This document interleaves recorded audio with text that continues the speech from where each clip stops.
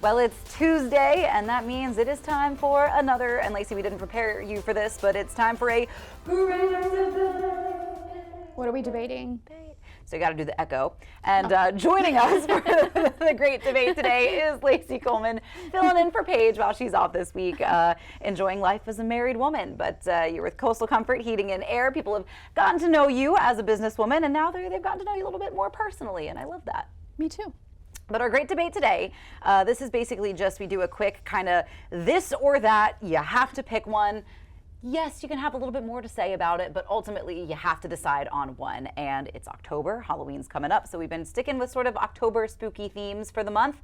Today, we are talking which is better, scary stories or scary movies? I'll let our guests start us off. For me, probably I would prefer a scary story. Okay. I'm with you on that. I think there's nothing better than just a good, well-told, scary story around the campfire with friends, family, whatever. And maybe that is part of the 80s, 90s kids charm that and I think the key to a good scary story is, of course, the storyteller. Definitely. Whereas with scary movies, that's not necessarily the case because it doesn't have to be such a well-crafted theater of the mind. You have the visuals there where, with a ghost story, yes, it's up to your imagination. Granted, the visuals can also be part of the problem for the scary movies. That's what the problem is for me. I can vividly remember, probably in high school, watching scary movies, and I just decided that I never want to do that again. I think I have this certain scene from a certain movie.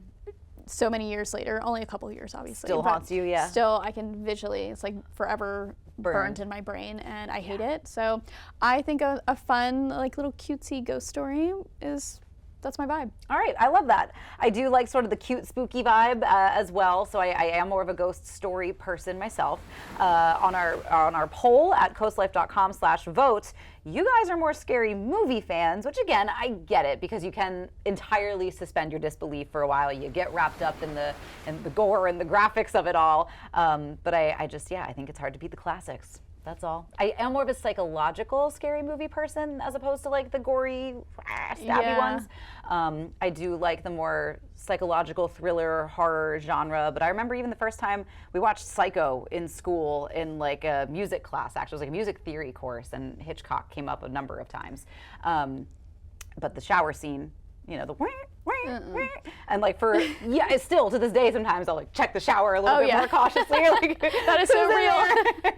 You ever come home and you just snatch the shower curtain open really fast and you're like, I don't know what I was going to do if there's somebody back there, but because your mind starts playing tricks on you. Yes, yeah, but any ghost stories about babysitters were my nightmare for a long time because I was the neighborhood babysitter, and so anytime you pick up the phone, check on the children, I'm like, no.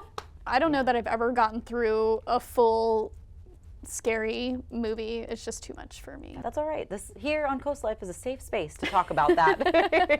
But we'll leave our poll up for the rest of the week, so you've got until Friday to cast your vote, and we'll see on Friday who comes out on top, whether it's the classic ghost stories or the scary movies. So we'll see. But CoastLife does have to take a quick break. We'll be right back, though, to wrap things up.